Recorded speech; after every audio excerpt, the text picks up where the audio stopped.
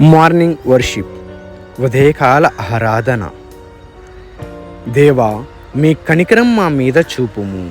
నా కన్నులకు మైకం కమ్మినట్టు నా పాపం నన్ను కమ్మియున్నది.